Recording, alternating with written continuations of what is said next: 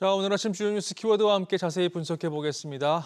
김대호 박사 나오셨습니다. 박사님 어서 오십시오. 네, 반갑습니다. 네, 첫 번째 키워드 확인하시죠. S의 공포. 미국의 1분기 GDP가 시장 예상치를 크게 밑돈 1.6%로 집계가 됐습니다. 이러면서 물가는 계속 고공행진하고 있기 때문에 스태그플레이션 우려가 시장을 덮쳤는데요. 사실 이런 수치가 나오면 그동안 미국 시장에서는 금리 인하와 연계해서 굿뉴스도 배드뉴스도 굿뉴스로 해석을 했는데 오늘은 완전히 배드뉴스가 배드뉴스가 된 상황입니다. 이거 얼마나 걱정해야 되는 상황인가요? 예, 아주 배드뉴스가 배드뉴스다는 앵커님 말씀이 아주 적확하고 아주 재미가 있는데요. 사실 나쁜 뉴스는 나쁜 뉴스인 것이죠. 네. 성장률이 이렇게 뚝 떨어졌다. 이것은 이 미국 경제에 적신호가 켜졌다 이렇게 볼 수가 있는데 그동안에 우리가 배드뉴스는 굿뉴스라고 본 것은 너무 성장률이 높기 때문에 조금 둔화되면 금리를 인하할 수 있지 않겠는가. 여기서 조금이 중요합니다. 네. 우리가 이제 몸에 내가 너무 살이 많이 쪘다. 그래서 다이어트에 들어갔을 경우에도요.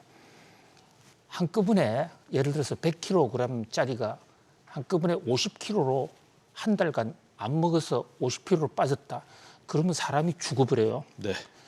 그러니까 다이어트 할 때도 서서히 바로 그것을 경제학에서는 연착륙이라고 그러거든요. 근데 1분기 GDP 성장률이 1.6%로 나왔다고요. 지난해까지만 해도 미국은 3%가 넘는 고공성장을 해왔지 않습니까? 그렇죠. 성장률이 떨어지는 것 자체, 그러니까 몸에 살이 빠지는 것 자체는 이제 금리도 인하할 수 있으니까 매우 감사한 일인데 왜 한꺼번에 빠지느냐? 그 하락 속도가 좀 너무 겁난다.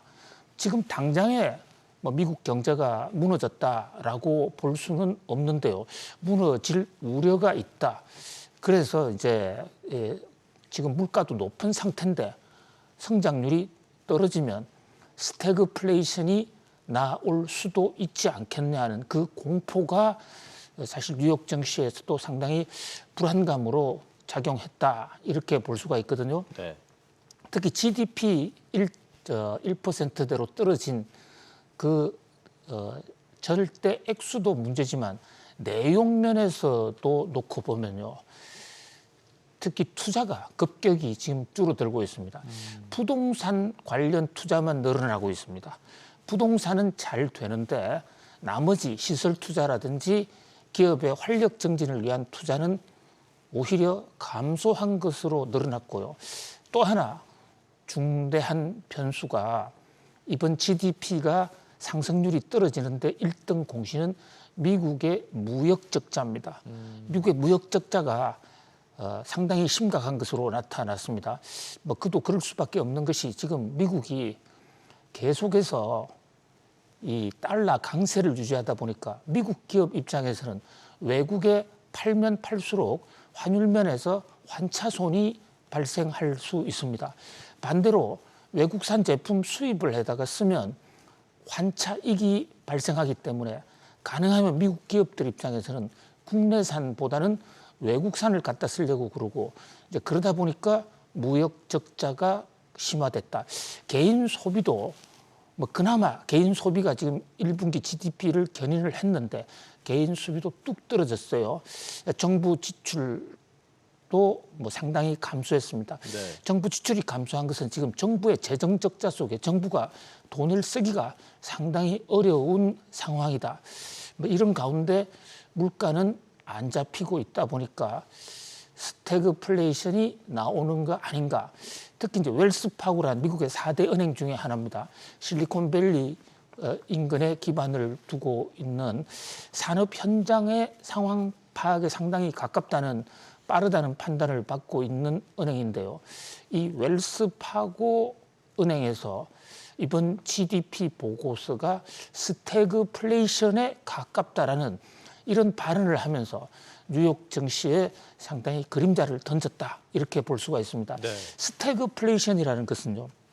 지금 말씀드린 S의 공포라는 게 바로 스태그플레이션의 공포인데 스태그네이션, 경기 침체, 거기다가 인플레이션 이 두 개의 합성어입니다.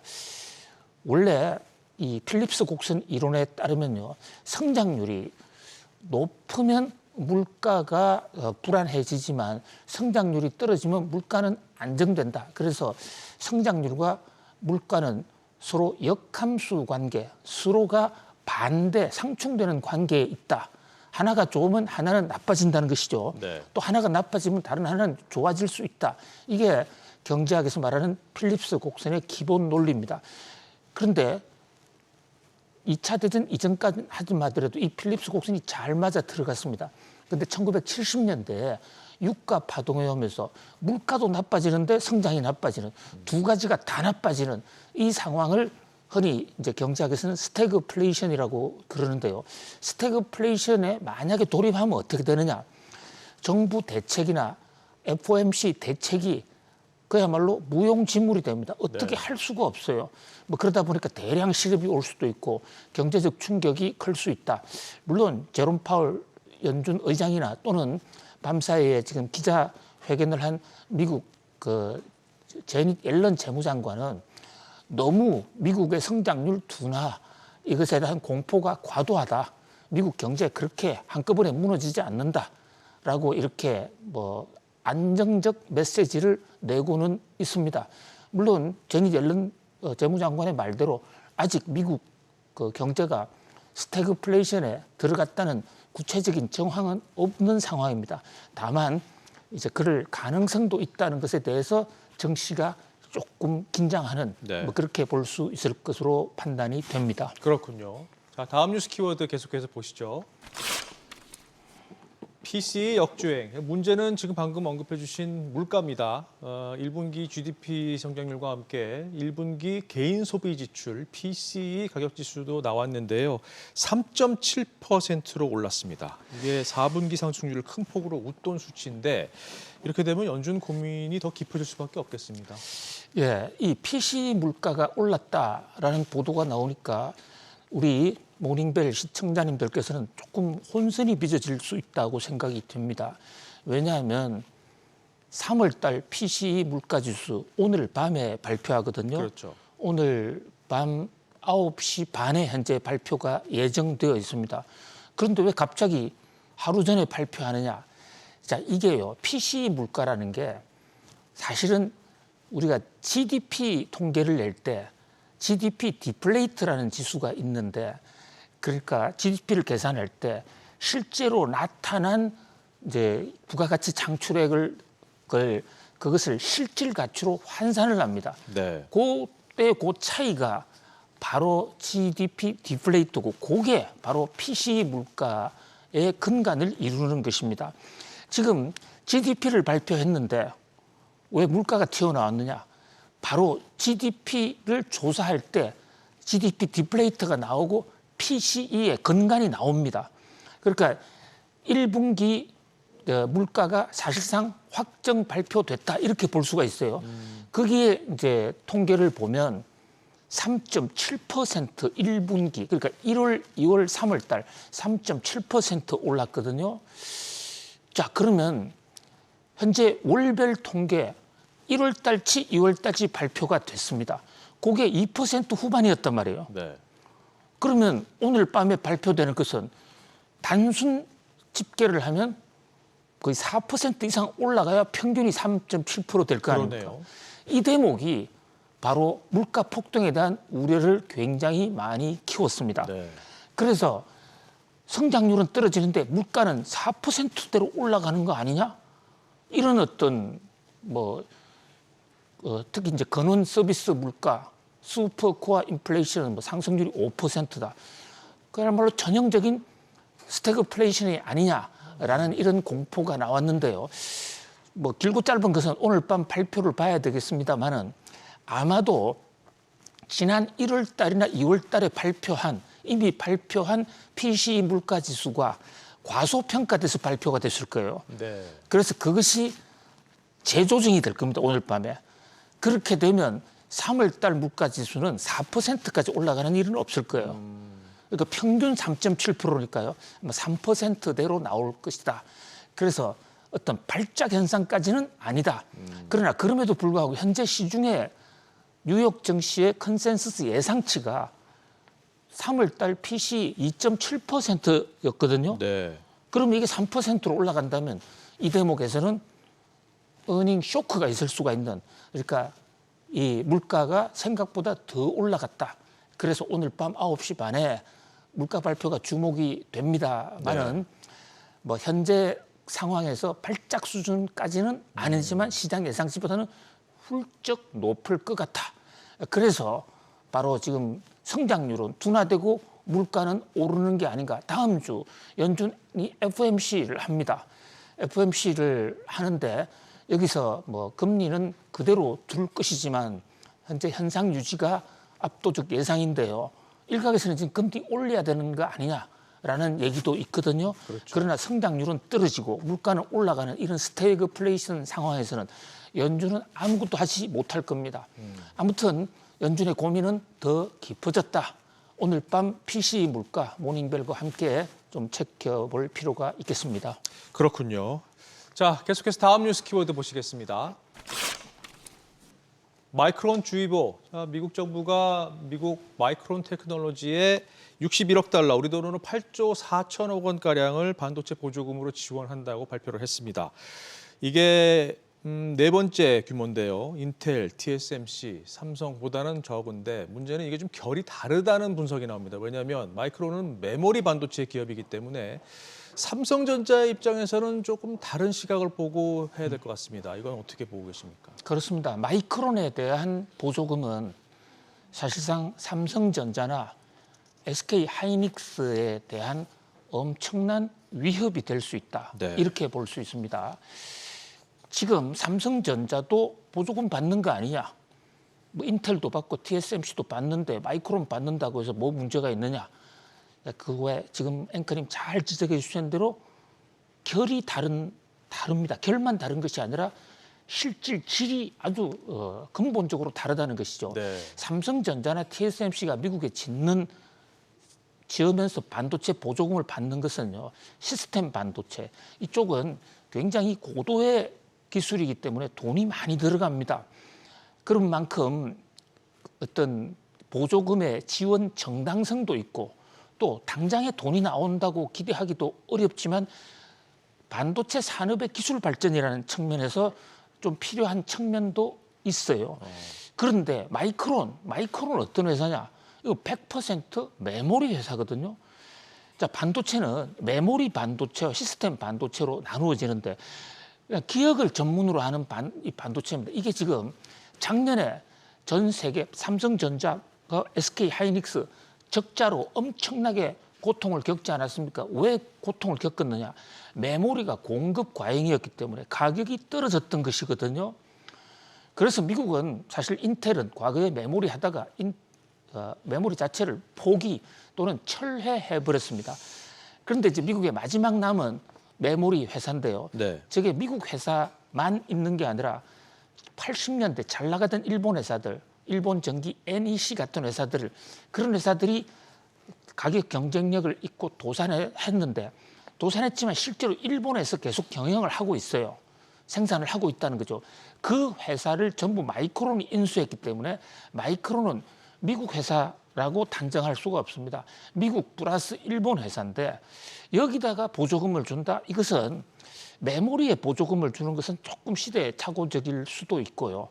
그러나 그건까지도 뭐 미국의 사정이니까 우리가 왈가왈부하기는 어려운 것이지만은 그러나 이것은 반도체 메모리에 어떤 또 다른 가격 폭락을 야기할 수 있다. 그리고 이것이 삼성전자나 SK 하이닉스의 폭탄이 될 수 있다. 그런 점에서 좀 상당히 우리 입장에서도 대책이 필요한 것으로 보입니다. 왜 우리나라 이제 일부 전문가들은 반도체 보조금을 준다, 반도체 산업이 발전한다 이 측면만 보고 또 미국의 반도체 생태계가 만들어졌다. 자, 그것이 우리나라 경제에 미치는 영향 이런 것을 왜 분석하지 않는지 좀 안타까운 대목입니다. 그렇군요. 자, 다음 뉴스 키워드 보시겠습니다. 엔화 환율 발작. 지금 엔화 가치가 계속해서 떨어지고 있습니다. 달러 엔 환율은 155엔 선을 좀 넘어서고 있는데요. 이게 34년 만에 가장 높은 수준입니다. 그런데 일본은행이 오늘 이제 금리 결정을 하는데요. 지난달 인상에 이어서 이번에는 안 할 것이다라는 전망이 좀 유력한 것 같은데 이렇게 되면 엔저는 계속해서 간다고 봐야 되는 거죠. 예, 엔화 환율 상승이 그야말로 끝이 없이 계속 이어지고 있습니다. 어저께는 마의 마지노선이라고 불렸던 155엔도 장중에 한때 돌파를 해버렸는데요. 네. 엔화 가치가 34년 만에 최저로 떨어진 것이죠. 이 엔화 가치가 떨어지면 일본에 투자한 우리 일학개미들 타격이 크고요. 또 이게 우리나라 환율에도 영향을 미칩니다. 우리나라 환율 상승의 중장기적인 한 요인이 돼요. 근데 우리나라는 지금 환율이 오르면 물가가 걱정이 돼서 한국 경제에 악재 요인이 더 많은데 사실 일본 경제에서는 지금 환율이 좀 오르는 게 엔화 가치가 떨어뜨려지는 게 좀 좋다, 오히려 좋다라고 판단하는 일본 전문가들이 많습니다. 그래서 일본은 겉으로는 엔저 현상에 대해서 음사를 많이 피지만 속으로는 즐기고 있다. 왜냐하면 엔저가 되면 일본 수출은 엄청나게 늘어날 그런 일본 국가 경쟁력이 높아질 수 있거든요. 그런 면에서 일본 언론들의 보도만 보면 오늘 낮 12시경에 이제 통화정책위 우리의 금통위 같은 회의를 끝내고 그 결과를 발표하는데 금리도 조정하지 않을 것 같아. 자, 일본은 지금 엔화가 일본 요인에 의해서만도 환율이 올라가지만 미국의 밤사이에 국채 금리가 또 폭등했습니다. 네. 이것은 PCE 물가가 올라가는 것에 대한 우려 때문인데요. 그렇게 되면 엔화가 또 상승할 수도 있거든요. 아무튼 오늘 낮에 나오는 일본은행의 결정 또 우에다의 입 이거 좀 지켜볼 필요가 있겠습니다. 그렇군요. 자, 오늘 마지막 뉴스 키워드 보실까요? 유류분 위헌, 국내 이슈 하나 짚어보겠습니다. 어제 헌법재판소에서 이 유류분 제도에 좀 개선이 필요하다. 일부 조항이 지금 헌법 불합치 판정이 나왔는데요. 이 유류분이 뭐냐면 고인의 유언이 없어도 가족 구성원이면 누구나 일부를 받을 수 있도록 한 제도입니다. 그러니까 폐륜을 저질렀어도 상속을 받을 수 있다는 이런 쪽으로 좀 해석이 되면서 이게 사회적인 논란이 됐었는데 이게 의미하는 바가 크죠? 박사님 어떻게 보셨습니까? 예, 유언이 없어도 받을 수 있는 게 아니라고요. 거꾸로요. 유언이 있어도 그렇죠. 유언이 있어도. 강제로 받아낼 수 있는 이게 유류분입니다. 예를 들어서 아버지 어머니가 돌아가시면서 나는 큰아들만 좋아, 딸들은 싫어. 아들에만 돈을 몰아줬다. 네. 유언을 그렇게 썼습니다. 원래 우리 민법은 유언이 우선입니다. 의사표시, 개인의 의사표시, 사적 자치주의이기 때문에요. 그런데 그럼에도 불구하고 이것은 유류분이라는 게 있어서 자기 상속분의 2분의 1까지는 딸들에게도 돌아가야 된다. 이게 1977년에 왜 만들었느냐. 당시에 장남에게만 주고 차남, 특히 딸들, 시집간 딸들에게는 한 푼도 주지 않기 때문에 이제 생긴 건데 그동안 이제 불효자에게도 줘야 되느냐 제기가 있었어요. 헌법재판소가 이제 형제, 자매들에게 주는 것은 바로 위헌 판정을 내려버렸고 그리고 이제 직계 가족에 대해서는 1년간 유예를 주면서 법을 따로 만들어라. 헌법 불합치 판정을 냈는데 자, 불효자에게 안 준다는 것은 매우 입법 취지가 충분히 이해가 돼요. 그렇죠. 그런데 불효자를 어떻게 판단합니까? 사람은 돌아가셨는데요. 그런 면에서 악용될 소지가 많고 특히 딸들에게, 여성들에게 굉장히 불리하게 작용할 수 있다는 점에서 이번 헌법재판소 판정은 상속에 소외되는 사람들의 어떤 눈물을 오히려 더 흘리게 하는 판정이 될 수도 있다라는 우려가 일각에서 나오고 있는데요. 네. 자, 입법 과정에서 이 대목 잘 좀 반영해야 할 것으로 보여집니다. 또 다른 논란이 생길 수 있다는 말씀이시군요. 자, 오늘 주요 뉴스 키워드로 짚어봤는데요. 다시 한번 보실까요? S의 공포, PC 역주행, 마이크론 주의보, 엔화 환율 발작, 그리고 유류분 위헌까지 짚어봤습니다. 박사님 오늘도 잘 들었습니다. 고맙습니다. 감사합니다.